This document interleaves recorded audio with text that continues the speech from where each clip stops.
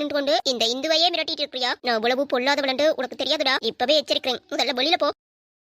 என்ன ரொம்ப தினாவட்ட பேசிட்டு இருக்க? நான் ஆம்பளை.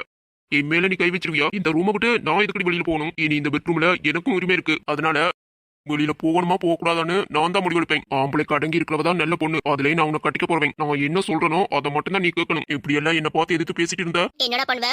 உன்னை என்ன பண்ணாலும் அண்ணன் எதுவும் கேட்க போறது இல்ல. ஏன்னா அவ என்னோட ஃப்ரெண்டு. இந்த திமிரெல்லாம் என்கிட்ட அடக்கியே வாசி. பொண்ணுன்னா ஆம்பளைக்கு அடங்கி தான் இருக்கணும், புரியுதா?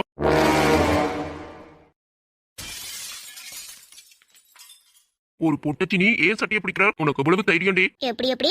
பொண்ணுங்கன்னா உனக்கு அடிமைத்தனமா இருக்கணுமோ? ஒரு பொண்ணு அடிமையா வச்சிருக்கிறதுக்கு தான் நீ கல்யாணம் பண்ணுவியோ? ஆம்பளைங்கன்னா அப்படித்தாண்டி இருப்பாங்க. பொண்ணுங்க அடங்கித்தான் இருக்கணும். ஆம்பளைக்கு என் சட்டையில இருந்து கையெடு. உன்னை எதிர்த்து பேசினதுக்கே உன்னை ஒண்ணு இல்லாம பண்ணிருப்பேன். இதுல என் சட்டையை வர பிடிக்கிறியா? உன்னை இன்னைக்கு உனக்கு நான் யாருன்னு காட்டுறேன்டி. ஆ ஏய் என் கையடி. வலிக்குது, விடுறே.